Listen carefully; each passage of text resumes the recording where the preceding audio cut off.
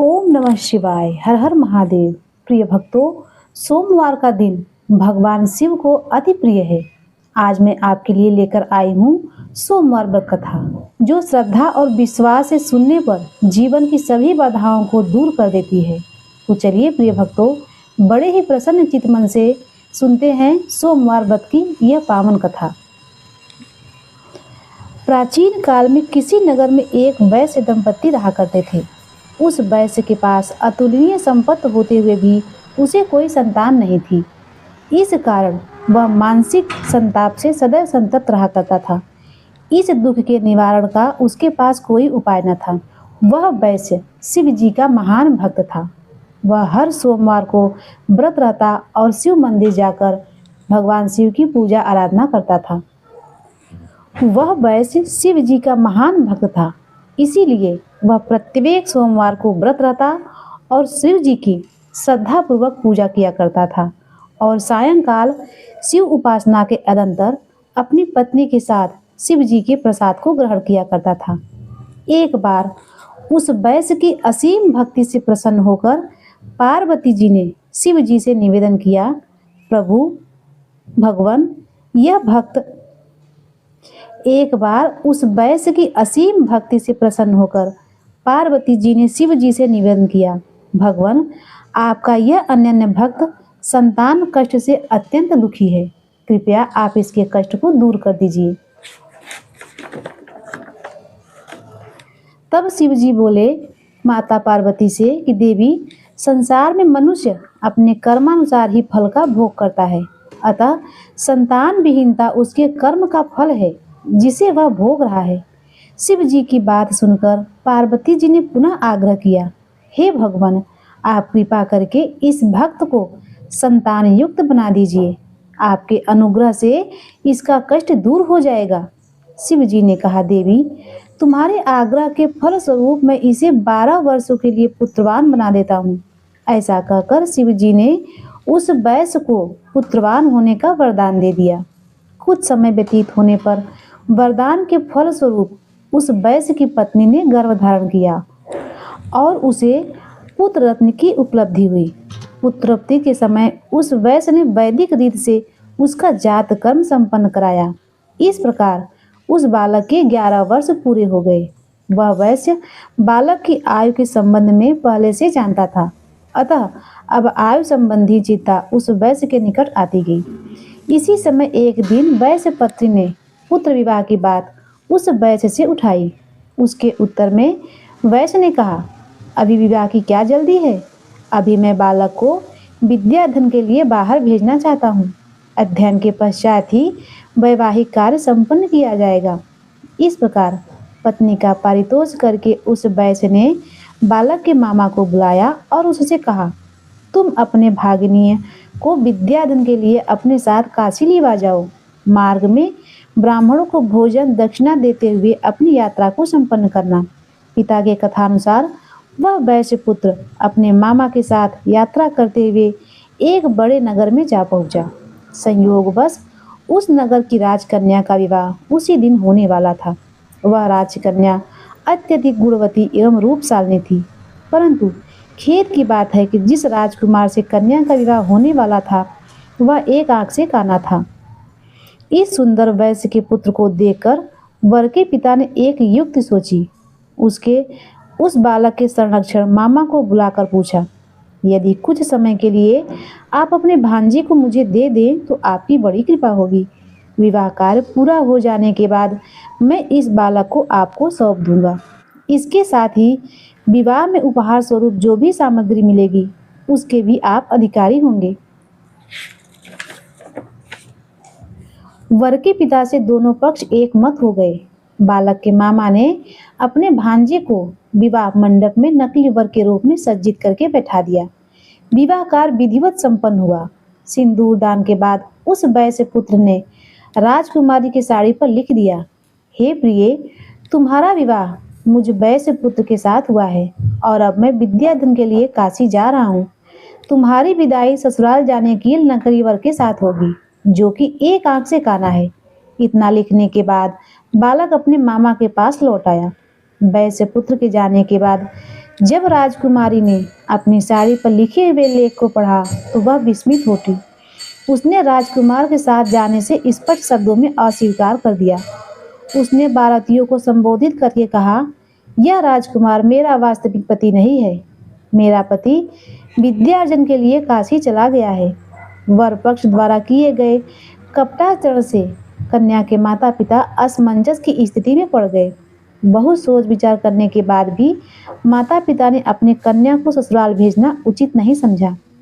फलस्वरूप बारात को अपना समूह लेकर खाली हाथ जाना पड़ा।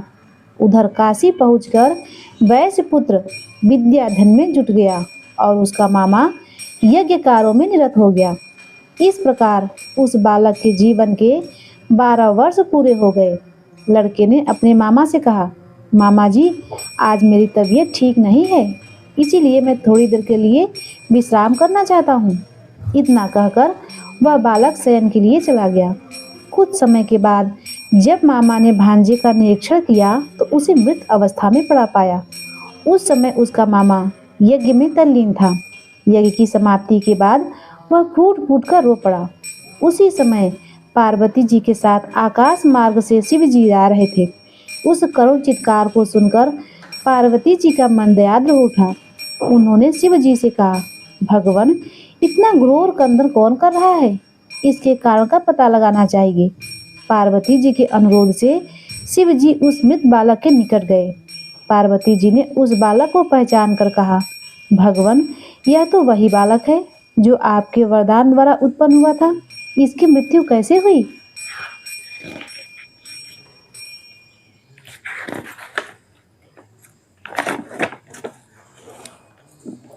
शिव जी बोले, हे देवी, यह बालक अपनी 12 वर्ष की आयु भोग कर मृतक हो गया है।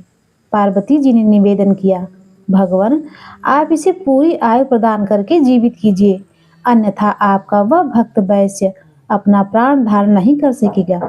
निश्चय ही उसकी पुत्र वियोग में मृत्यु हो जाएगी। पार्वती जी के आग्रह से शिव जी ने उस बालक को पुनर्जीवन प्रदान किया और शिवलोक को चले गए।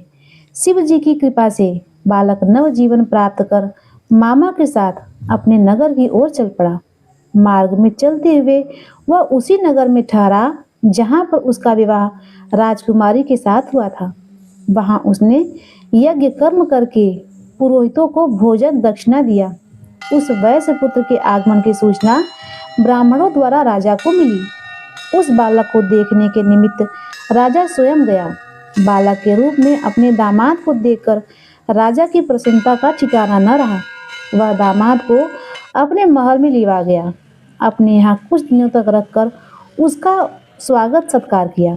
तदंतर उस वाणी के पुत्र के साथ अपनी कन्या को अत्यधिक उपहार स्वरूप द्रव्य देकर ससुराल के लिए विदा कर दिया।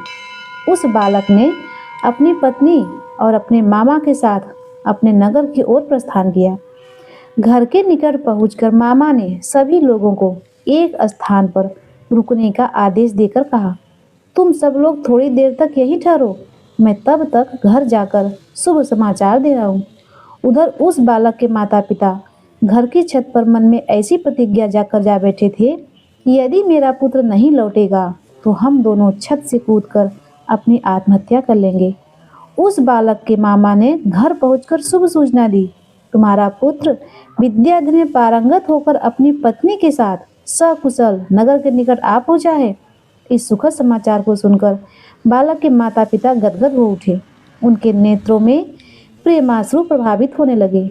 माता पिता ने पुत्र एवं पुत्रवधू की घर के बाहर अगवानी की। उस वैश्य पुत्र ने माता पिता के चरण स्पर्श किए एवं पुत्रवधू ने सास ससुर के चरण स्पर्श करके उनसे आशीर्वाद प्राप्त किए।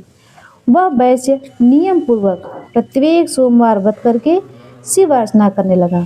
प्रिय भक्तों, जो भी भक्त इस पुनीत एवं कल्याणकारी व्रत कथा को सुनता है या पढ़ता है, भगवान भोलेनाथ उसकी सभी इच्छाएं पूर्ण कर देते हैं, उसके सारे दुख दरिद्र को नष्ट कर देते हैं और वह लंबा जीवन जीता है। तो एक बार प्रेम से बोलिए हर हर महादेव, ओम नमः शिवाय। प्रिय भक्तों, अब आइए सुनते हैं शिव चालीसा का पाठ। जय गणेश गिरजा सुमन मंगल मूल सुजान, कहत अयोध्या दास तुम देव अभय वरदान। जय गिरिजापति दीन दयाला, सदा करत संतन प्रतिपाला। भाल चंद्रमा शोभत निके, कानन कुंडल नाग फनिके। अंग गौर श्री गंगे बहाए, मुंड माल तन छार लगावे। वस्त्र खाल बाघंबर सोहे, छवि को देख नाग मुनि मोहे। मैना मातु की हवे दुलारी, वाम अंग सोहत छवि न्यारी। कर त्रिशूल सोहत छवि भारी, करे सदा शत्रुन छयकारी। नंदी गणेशो है तह कैसे, सागर मध्य कमल है जैसे। कार्तिक चाम और गढ़वाऊ, या छवि को कही जातन काऊ। देवन जब ही जाय पुकारा, तब दुख प्रभु आप निवारा। किया उपद्रव तारक भारी, देवन सब मिल तुम्हें जुहारी।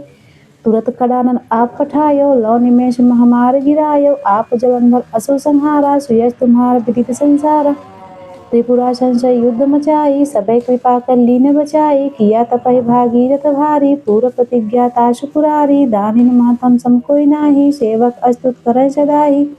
वेद नाम महिमा तो गाई, अकथ अनाद भेद नहीं पाई। प्रगट उगत मंथन में ज्वाला, जरत सुरासुर भय बिहाला। कीन्ही दया ता करी सहाय, नीलकंठ तब नाम कहाई। पूजन रामचंद्र जब कीन्हा, जीत के लंका भीषण दीन्हा। सहस कमल में हो रह धारी, कीन्ही परीक्षा तबै पुरारी। एक कमल प्रभु राखे गोई, कमल नयन पूजा चा सोई। कठिन भक्ति देखी प्रभु शंकर, भय प्रसन्न दिए इच्छित वर। जय जय जय अनंत अविनाशी, करत कृपा सबके घटवासी। दुष्ट सकल हित मोहि सकावे, भ्रमत रहो मोहि चैन न आयो।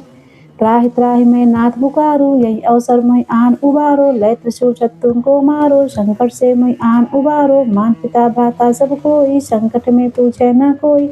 स्वामी एक है आस तुम्हारी, आई हरव अब संकट भारी। धन निर्धन को दे सदा ही, जो कोई जाचे सो फल पावे। अस्तुत कह भी करम तुम्हारी, क्षमो नाथ अब चूक हमारी। शंकर हो संकट के नाशक, मंगल कारक विघ्न विनाशक। योगी यत मुन ध्यान लगावे, शारद नारद शीश नवावे।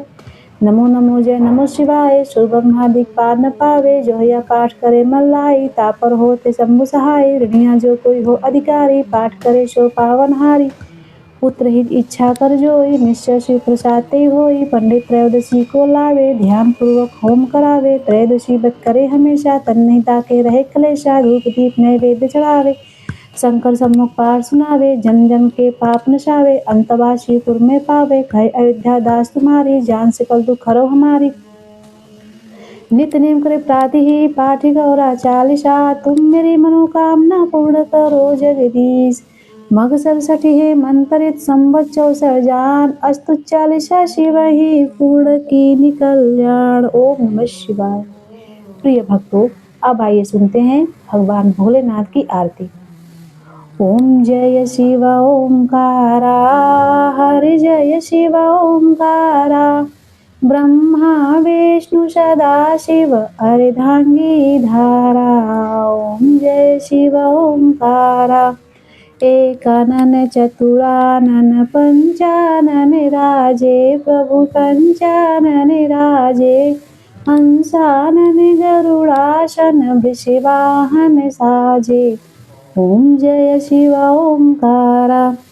दो भुज चार चतुर्भुज, दश भुज अति सोहे। प्रभु दश भुज अति सोहे, तीनों रूप निरखिता। त्रिभुवन जन मोहे। ओम जय शिव ओंकारा।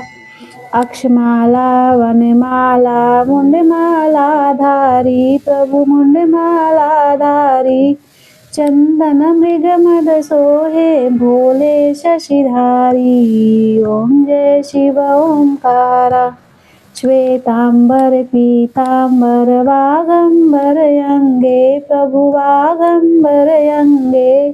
सनिकादिक प्रभुतादिक, भूतादिक संगे। ओम जय शिव ओंकारा। कर के मध्य कमंडल, चक्र त्रिशूल धरता। प्रभु चक्र त्रिशूल धरता। जन करता जग भरता, जग संहार करता। ओम जय शिव ओंकारा। ब्रह्मा विष्णु सदा शिव, जानत अविवेका। प्रभु जानत अविवेका। स्वर्णाक्षर में शोभित ये तीनों एका। ओम जय शिव ओंकारा। त्रिगुण स्वामी जी की आरती जो कोई नर गावे, प्रभु जो कोई नर गावे। कहत शिवानंद स्वामी सुख संपत्ति पावे। ओम जय शिव ओंकारा, ओम जय शिव ओंकारा, प्रभु जय शिव ओंकारा।